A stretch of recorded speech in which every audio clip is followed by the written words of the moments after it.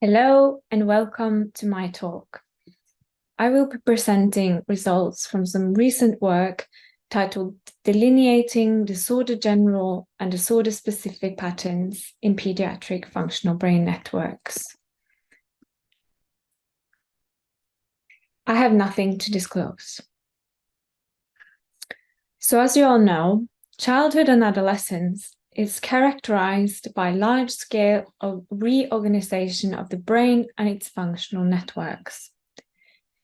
Given that mental disorders often first manifest during this period, aberrant functional network development may represent a key etiological component in mental disorders. On the other hand, psychopathology is increasingly conceptualized as a hierarchical structure. We often call this the P-factor framework.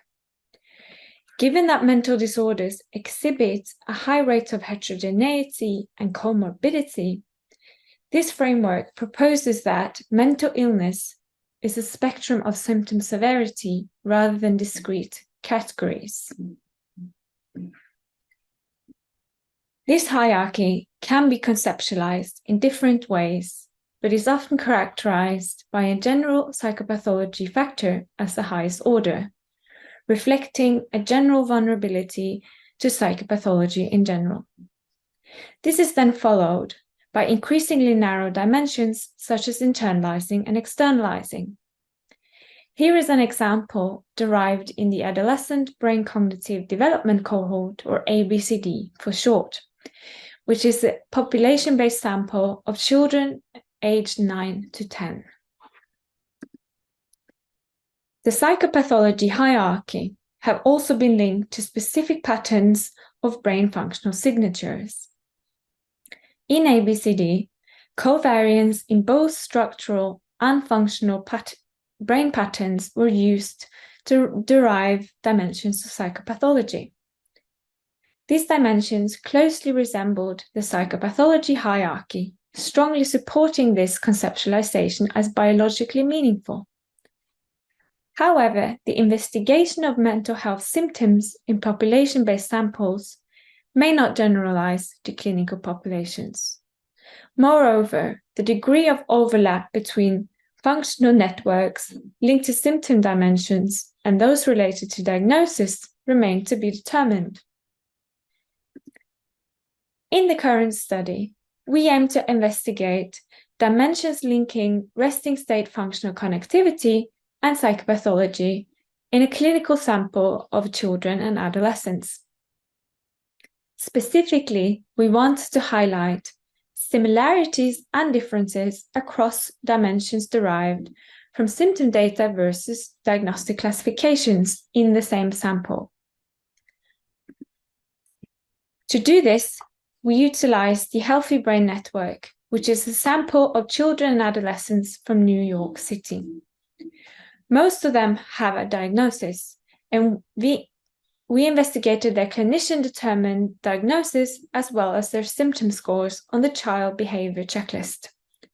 We contrasted these sources of information on their covariance with resting state functional connectivity obtained from functional MRI. For our analysis, we used partial least squares, or PLS. This works by estimating the covariance between connectivity data on one side and the symptom or diagnostic data on the other. This approach yields latent variables, or LVs. Each LV represents a distinct pattern that relates a weighted set of symptoms or diagnosis to a weighted set of functional connections. So, just to iterate, these are the 3 rounds of PNS analysis that we ran. First with symptom data, then with diagnostic information, and then finally for each diagnosis specifically, controlling for other diagnoses.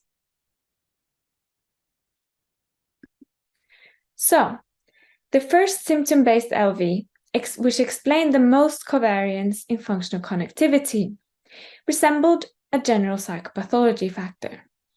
This you can see here on the plot on the left, showing which symptom items were most strongly correlated with this LV. On the functional connectivity side, this pattern was widely distributed. Amongst others, it implicated weaker connectivity between the salience network and the limbic network, and between the limbic network and the default mode network, as well as within the control network. To understand the distribution of symptom dimensions in more detail, we also plotted them against diagnosis categories. As you can see here, there was a consistency between a higher degree of comorbidity and higher loading on the first LV. Then the next 4 symptom LVs entailed increasingly narrow dimensions from the psychopathology hierarchy. As you can see, we got one LV for internalizing, externalizing, for neurodevelopment, somatic complaints, and thought problems. All these LVs were also associated with each their own distinct pattern of functional connectivity.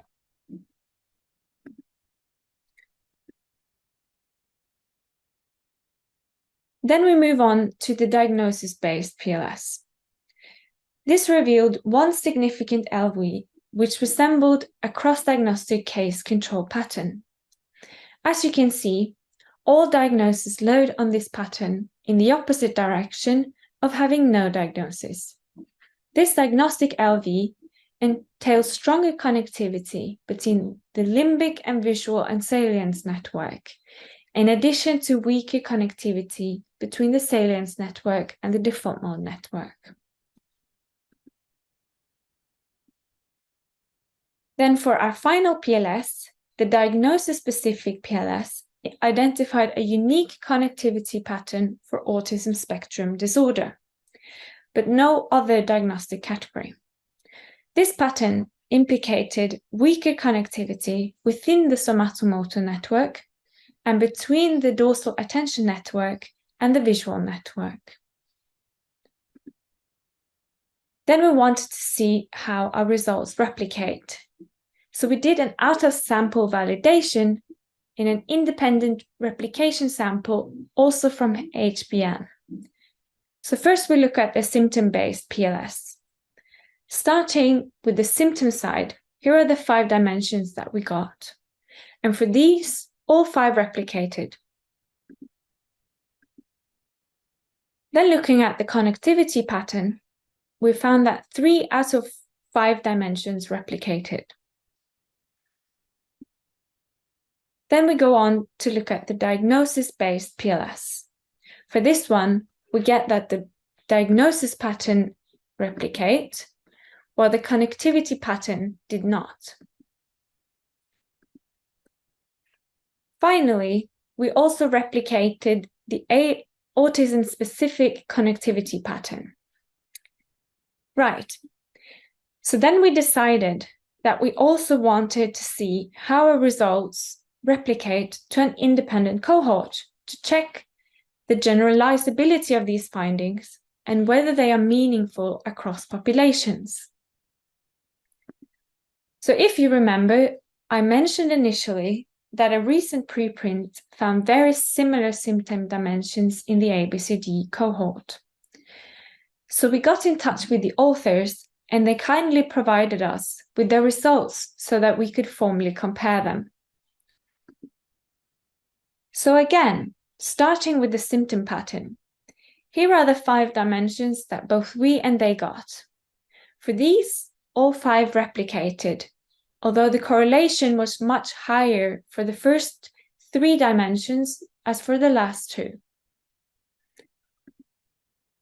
Then looking at the connectivity pattern, we found that none of the dimensions replicated. As such, it seems the clinical pattern derived from functional networks can be replicated across cohorts, while the connectivity pattern itself is less replicable.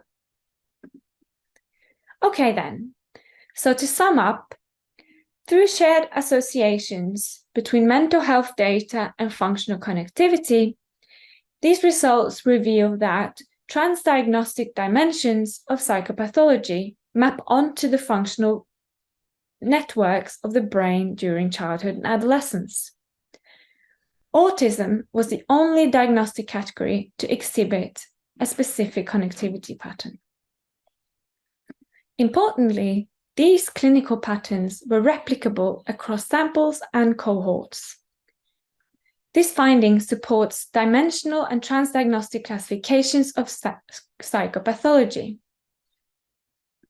Thank you all for listening.